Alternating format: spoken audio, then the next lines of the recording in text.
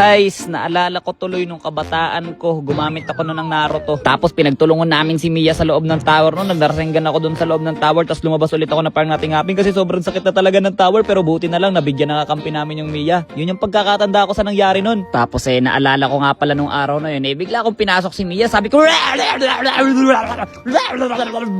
sabay umalis ako nun na parang nating hapin. Ang kaso lang, may nakasalubong akong Selena, kaya naman yun, tapos umalis na talaga ako na parang nating hapin like for real. Yun, biglang lumipad si Eren. Hay, sobrang dami ko pa namang mga unforgettable memories nung kabataan ko.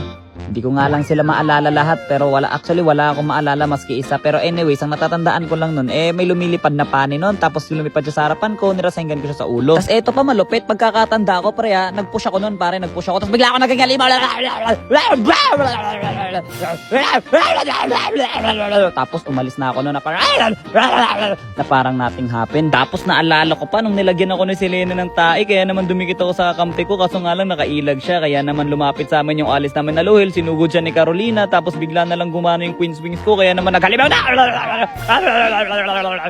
bam! Tapos inubos ko silang lahat, tapos papasok pa yata ako dito sa loob, tapos doon ako nag-recall. Tapos di ko makakalimutan yung panahon na nag-1v1 kami ni Fanny habang kumukuha ako ng lizard, bigla siyang sumugod sa harapan ko ng ganun, tapos bigla naman siyang pang, tapos inirasenggan ko siya sa mukha, kaso nga lang dumating yung mga kasama niya, kaya naman after ko siya bigyan, pinagbigyan ako sila lahat, tapos umalis na ako, kaso may nakalimutan ako sa bahay, kaya nag-recall muna ako. Tapos naalala ko pa nung nagsisegue yung Mia, kaya naman pinakataan ko siya ng kaso wala pa na siya doon, kaya naman binato ko siya ng